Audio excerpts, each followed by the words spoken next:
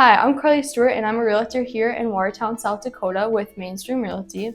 Watertown has a variety of unique locally owned businesses such as The Groove, which is a record store, Peddler's Market, Watertown Flowers, and DDR Books. These establishments are really what makes Watertown stand out. We haven't had a record store since I think back in the 90s or maybe early 2000s. It was something that I was talking with three people from time to time and said, yeah, it'd be nice to have a record store here in town. Somebody should do that. And I guess it ended up being me. So that's why I did. Really everything from rock and pop to jazz, blues, really old stuff, country, pretty much everything. So something for everybody. I opened up towards the end of November, I think it was right before Thanksgiving, and the response has been very, very good. I've had a lot of publicity. It's just been, I wouldn't say maybe overwhelming, but it's been very, very, very good. Watertown's a good community for that. Well, I had an Alice Cooper, and it was a School's Out album, which came out in the early 70s, and it was in very good condition. The originals came with mesh women's underwear, covered half the album, and when I got it, I was surprised to see that that was with it, and I ended up selling it. I would have kept it. That's probably the rarest one I've had. Just relaxed, something that's kind of fun. Maybe, as you can see with the posters and whatnot, it's nostalgia type atmosphere. But I get a lot of young people that come in too.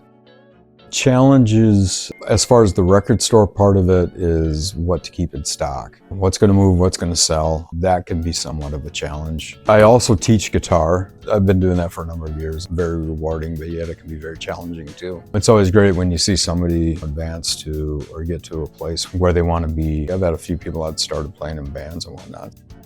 Favorite part? Probably actually giving the guitar lessons. I love to sell records and CDs and make people happy, but just the most rewarding part is teaching guitar. It's important because I think people are wanting to own their own music now instead of just renting it through streaming services and whatnot. People get an album, it's like a piece of artwork, it's a piece of history. So they open it up and there's so many liner notes, who the musicians were, the producers, things like that. And if you're like me, when I was younger, I would just read everything on those. I think people are starting to get back into that. This last year was the largest vinyl sales for I don't know how many years, since back in the 80s. I am Ashley Blais. I am the manager here at Peddler's Market in Watertown.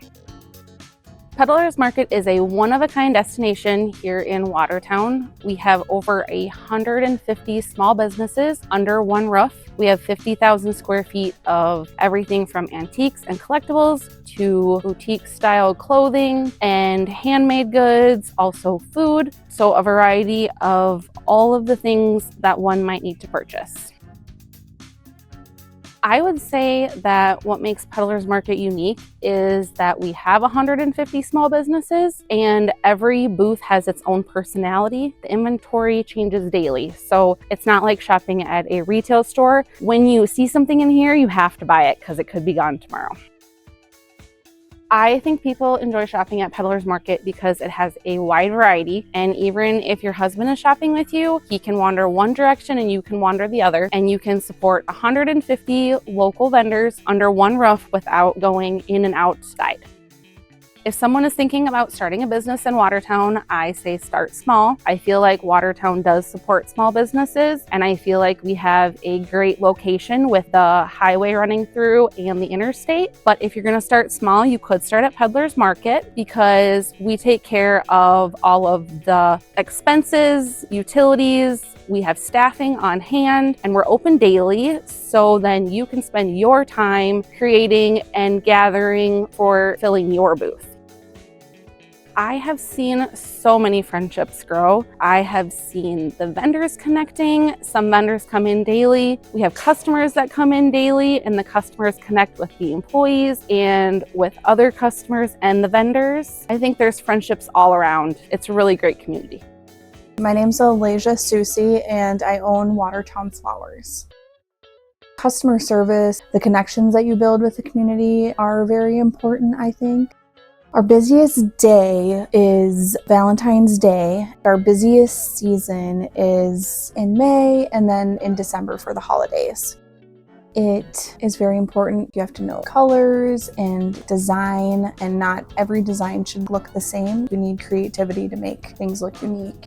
I would say it's been great. I think a lot of people shop local and support local businesses, which is very nice. We wouldn't have what we have if we didn't have the people backing us and supporting us. It's very important, and I think other businesses are super supportive of local businesses as well. We like to do things together and not compete against each other. I work every day. It's a lot of hours, but it's very rewarding. I think that the town is doing super well with all the development that's happening. It's exciting to see new businesses pop up all the time. The community is very supportive, and I think that Watertown will just continue to grow. My name is Donus Roberts. I own DDR Books in Watertown, South Dakota. I've been into books all of my life. In fact, I have an aunt, now deceased. She told me that when I was 6 years old, you're going to own a bookstore. I've always assumed I would. My career was teaching, but I assumed if I'd live long enough, I'd own a bookstore.